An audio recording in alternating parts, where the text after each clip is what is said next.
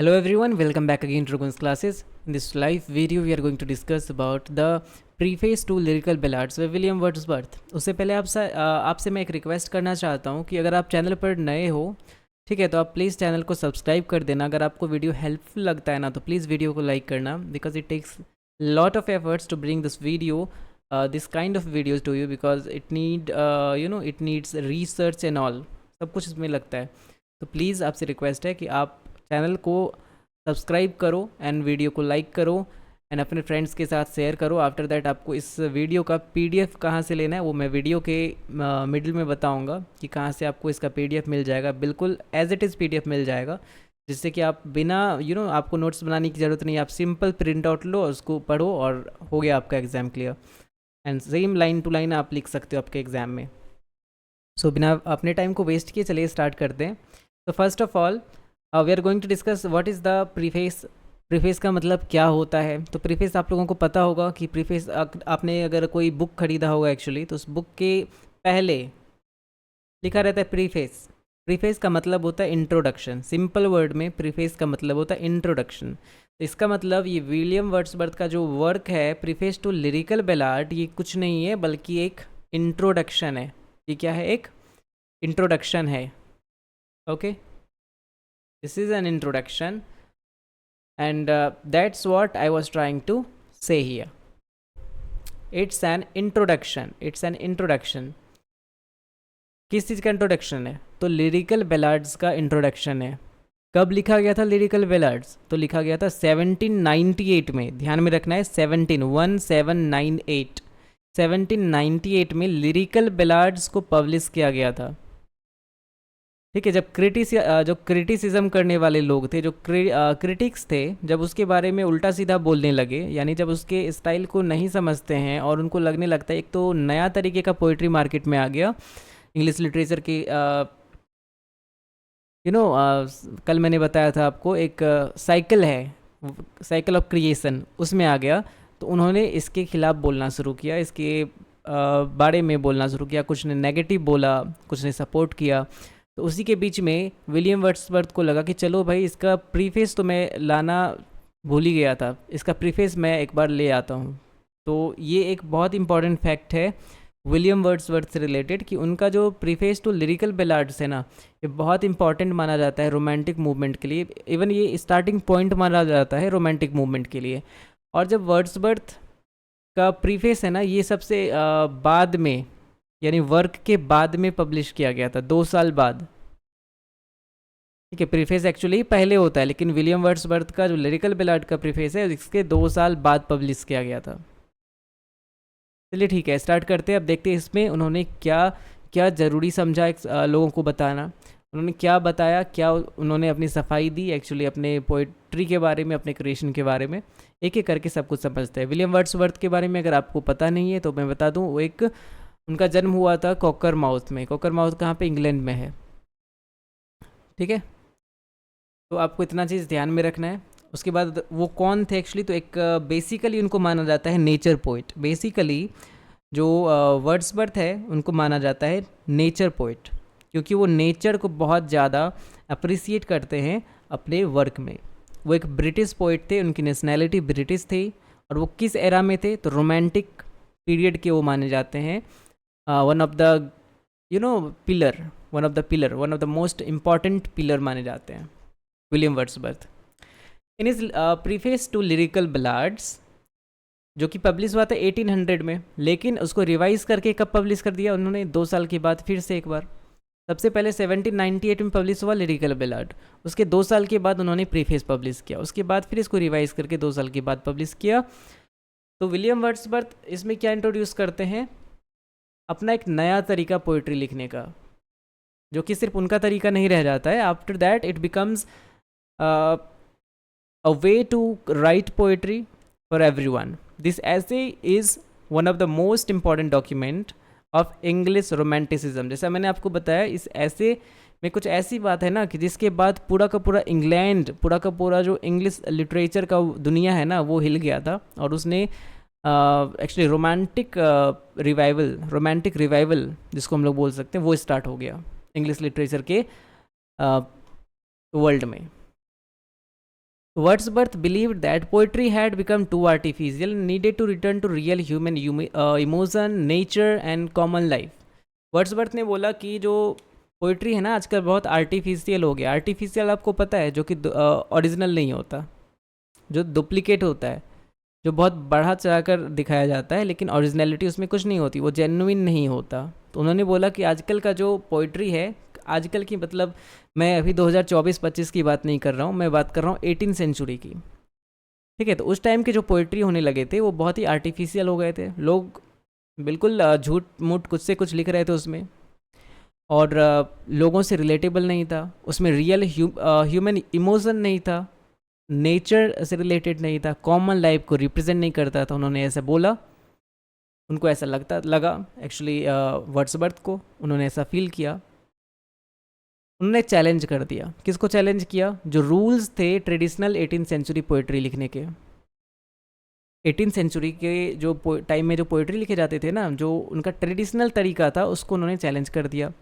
और उन्होंने एक्सप्लेन किया, ठीक है, कि कैसे. उनके साथ एक और पोइट थे, पोइट थे एस टी कॉलरेज. आपने नाम तो सुना ही होगा, और मेरे चैनल पर वीडियो भी अपलोड है, कॉलरेज एज ए क्रिटिक.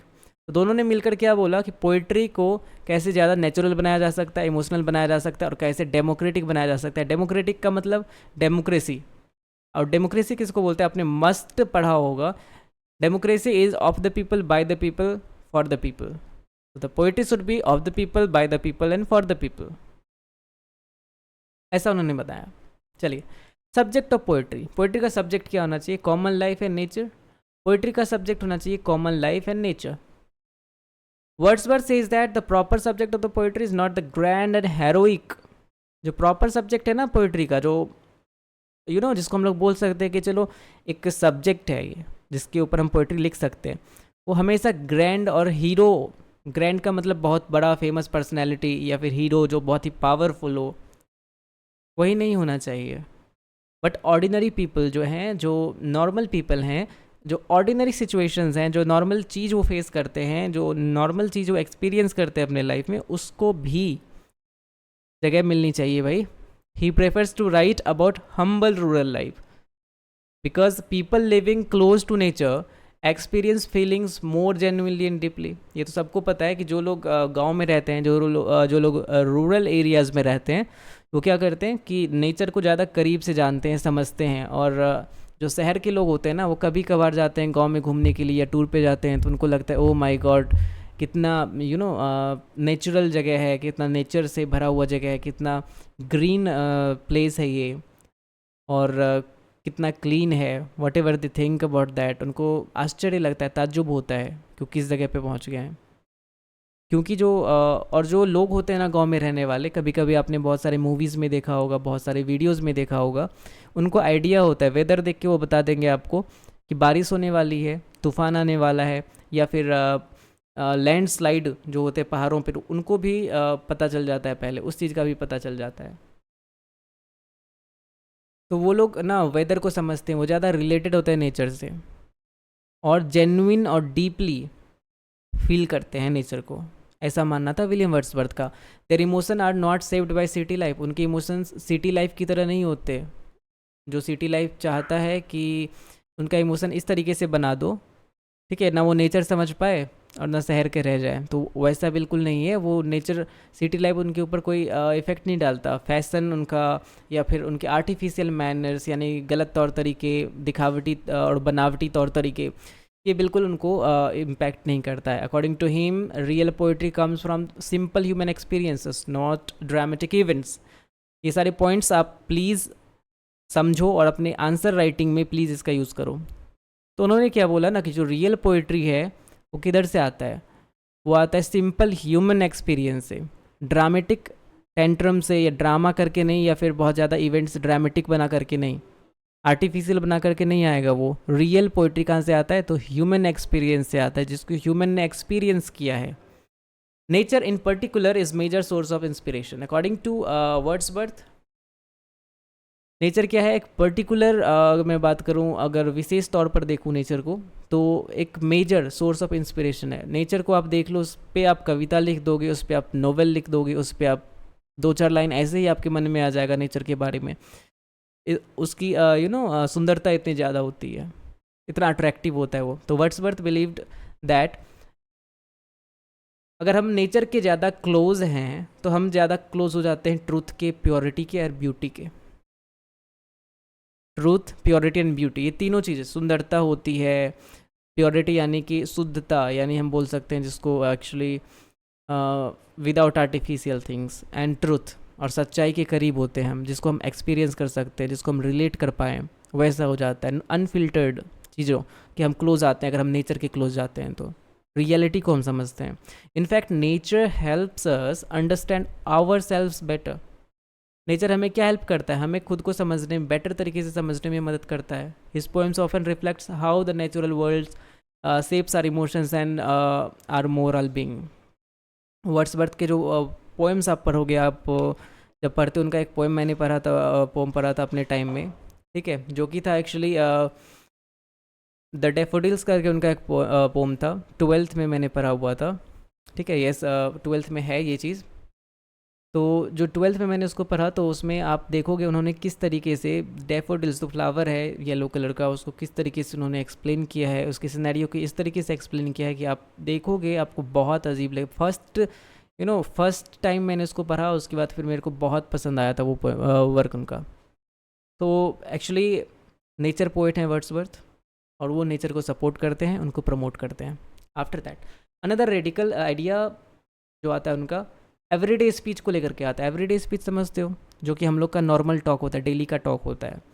तो वर्ड्सवर्थ ने क्या बोला ना कि जो प्रीफेस है उनका, जो ये प्रीफेस है, इसमें उन्होंने बोला कि जो लैंग्वेज है ना वो कैसा होना चाहिए, किस तरीके का लैंग्वेज होना चाहिए। उन्होंने बोला ये लैंग्वेज ना ज़्यादा बनावटी नहीं होना चाहिए, कॉमन लोगों का लैंग्वेज होना चाहिए, not a fancy, not a elevated, and not overly decorated style।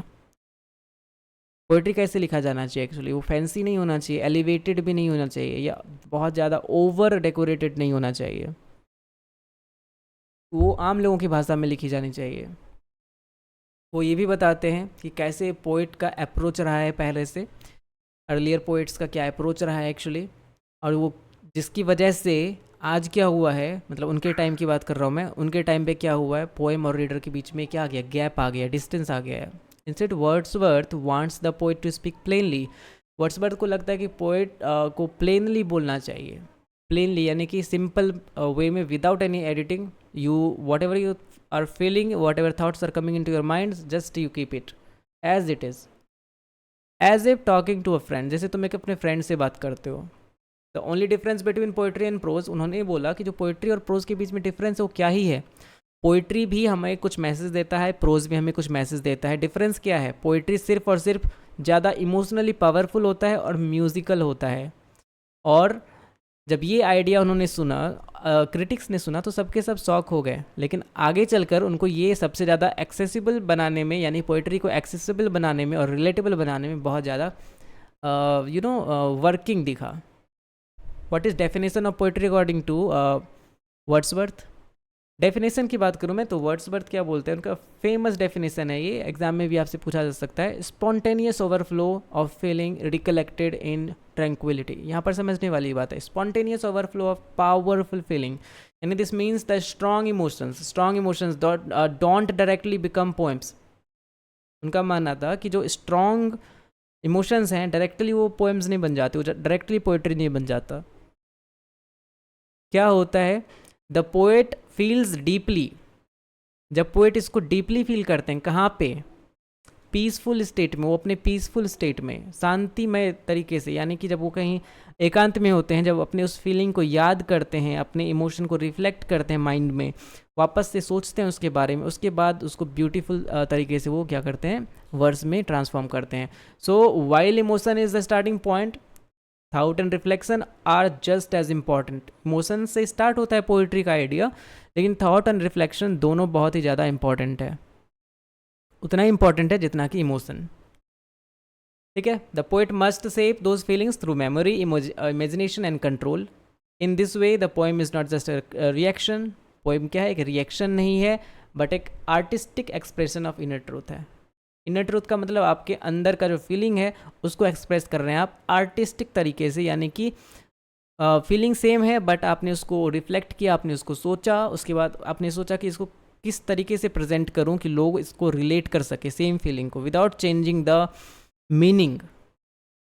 That's the that should be the real poem according to Wordsworth. उन्होंने तो यही डिफिनेशन दिया. Role of the poet. ठीक है, अभी यहाँ पे कुछ टॉपिक्स बचे हैं. रोल ऑफ द पोइट क्या होना चाहिए, फटाफट से डिस्कस करता हूँ. According to Wordsworth, the poet is not just a person with talent in language.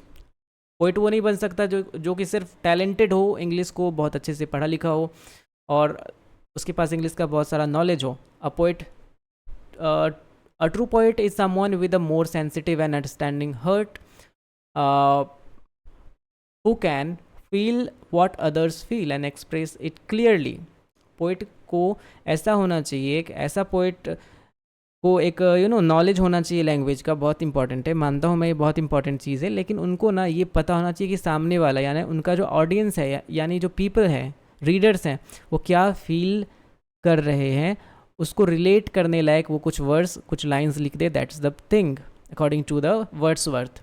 The poet's job is to connect the personal with the universal. ये आप मस्ट यूज़ करो अपने आंसर राइटिंग में कि जो पोएट का जॉब है वो क्या है, पर्सनल को यूनिवर्सल से कनेक्ट कर देना. यानी जो पोएट अपना पर्सनल फीलिंग है उसको इस तरीके से मॉडिफाई करके रिप्रेजेंट करे कि वो सिंप्लीफाई करके रिप्रेजेंट करे, नॉट मॉडिफाई, कि लोग उसको खुद से रिलेट कर सके और वो बहुत ही ईजिली और कॉमनली अंडरस्टैंडेबल हो जाए और रिलेटेबल हो जाए. The poet also serves society by helping people feel more deeply, especially in a modern world that has become too fast and mechanical.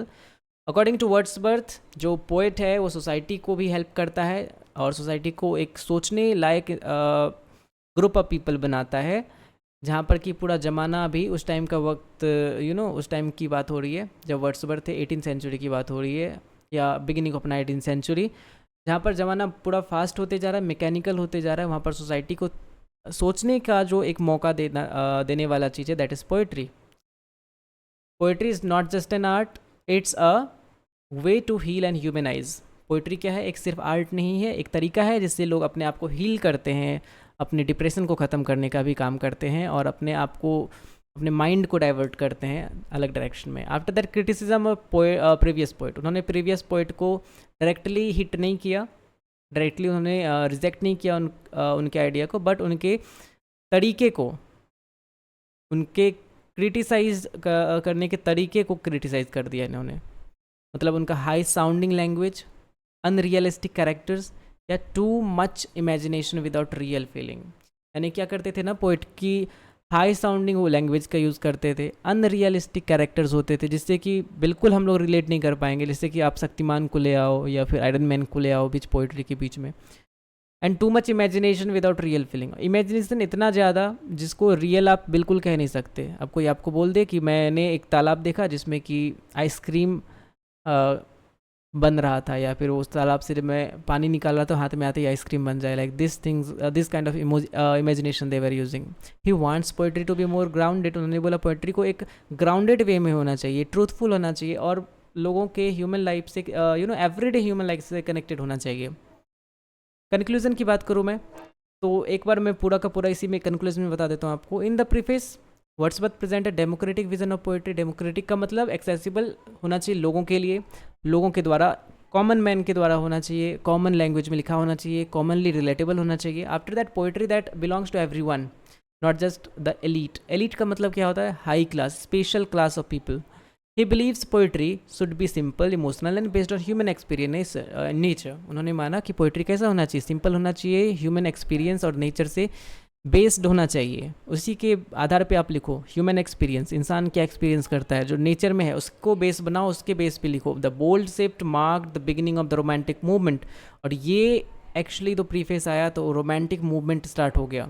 Beginning of the romantic movement, ये exam में objective question आ सकता है आपका कि romantic movement का beginning कहाँ से हुआ था. आप बोल सकते हो after the creation, just after the creation of the lyrical ballads by William William Wordsworth.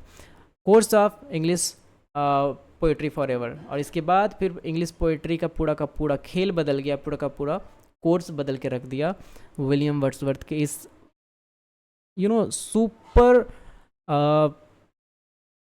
Super quality of creation ने, सुपर क्वालिटी ऑफ एक्सप्लेनेशन ने, इंट्रोडक्शन ने, whatever preface we can say. So that's all for today friends. I think आपको पूरा का पूरा समझ में आया होगा आइडिया। आपको वो PDF चाहिए तो मेरे टेलीग्राम पे आप जा सकते हो, वहाँ पे आपको ये मिल जाएगा। अगर आपको प्रीमियम PDF चाहिए मेरे को मैसेज कर सकते हो, नंबर मेरे टेलीग्राम पे मिल जाएगा। एंड आई थिंक आपको वीडियो समझ में आया होगा। That's all for today. मिलते हैं अगले वीडियो में, तब तक के लिए कीप लीडिंग इंग्लिश।